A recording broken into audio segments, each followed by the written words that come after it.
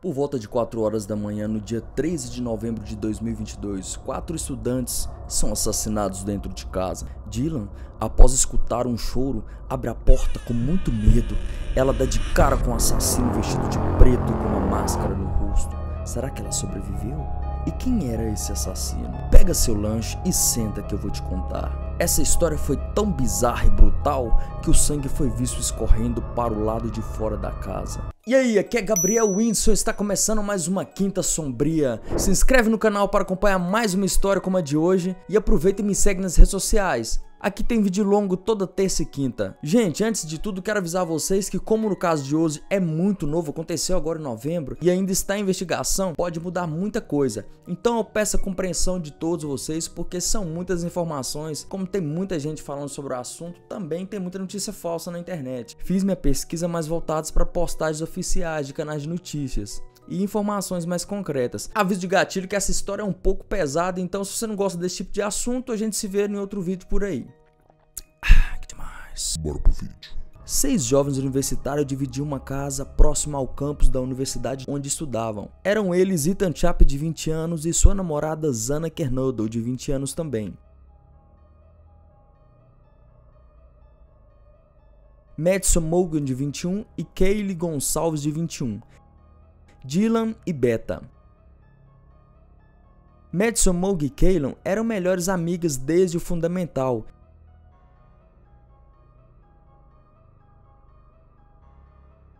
Ethan era de Washington e era trigêmeos. Seus irmãos também estudavam na universidade.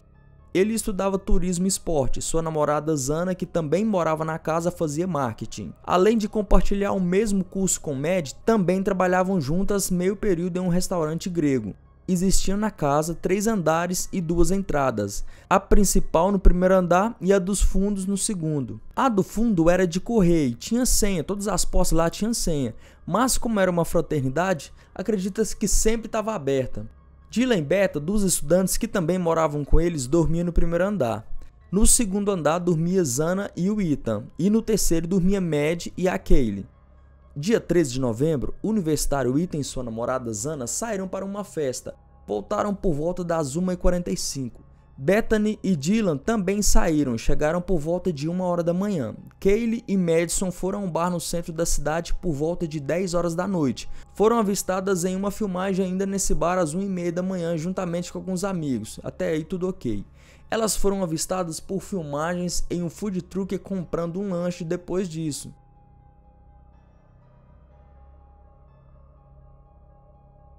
Às 4 horas da madrugada, o entregador chegou na casa dos universitários para entregar um pedido de Zana.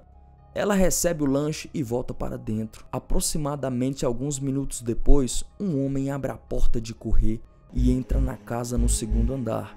Dylan tinha um cachorro. Acredita-se que viu tudo o que aconteceu.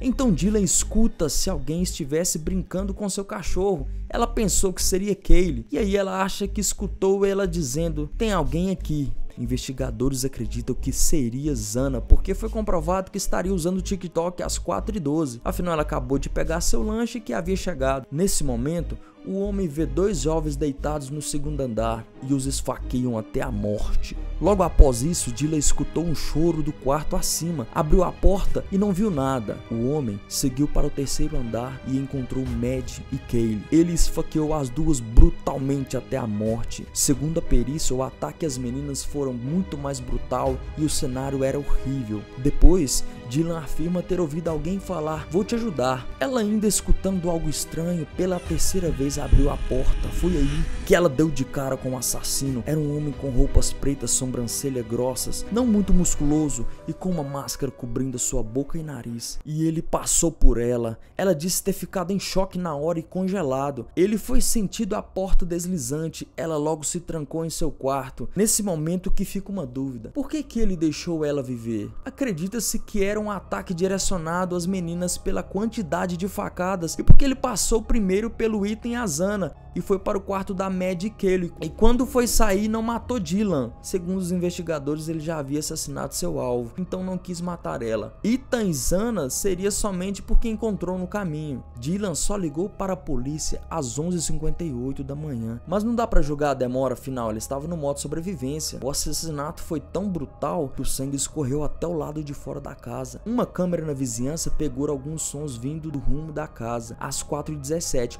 um áudio parecido com um gemido e um som de pancada, depois os cães latindo.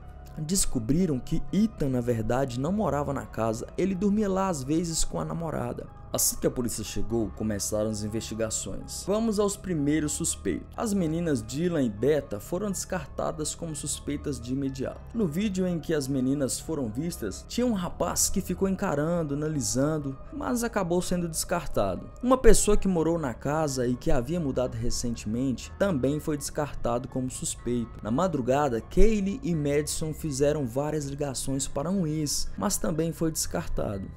Falaram de um possível stalker, mas também não havia nenhuma informação suficiente para poder ter ele como suspeito. Grupos e fóruns de investigações apresentaram várias teorias, mas acabaram atrapalhando as investigações oficiais, porque as pessoas acabavam pegando as teorias como verdade absoluta, e isso provou muito perigoso pelo tempo. Afinal, já houveram muitas condenações de inocentes. O governador, com toda a pressão da família, decidiu colocar $1 milhão para ajudar nas investigações, e sabemos que isso pode mudar completamente uma investigação. O FBI e a polícia trabalharam duro, mas sem nenhuma pista. Pelo menos era o que todo mundo pensava. O que vamos descobrir no final desse vídeo é absolutamente bizarro e intrigante. Voltando nas investigações, vamos a que a sobrevivente falou. As informações sobre os acontecimentos só foi possível devido às investigações e ao relato de Dylan.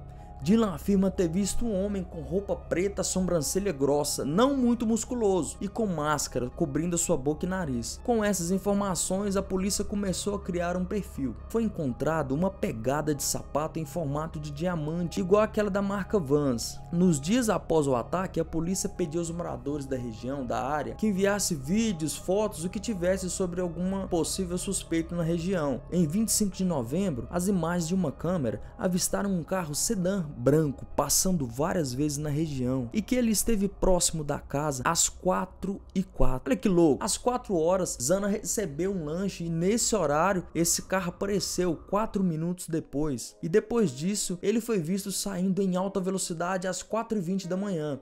Esse carro não tinha placa dianteira, o que era obrigatório. Como os policiais não conseguiram ver a placa, um agente do FBI especializado em identificação de veículos examinou o vídeo e concluiu que provavelmente era um sedã Hyundai Elantra branco. E segundo as imagens, ele foi visto indo sentido a Pullman, Washington, que era muito próximo dali. Apesar de não ter um nome, o policial disse que Brian Kohlberger entrava no perfil avistado pela sobrevivente Dylan.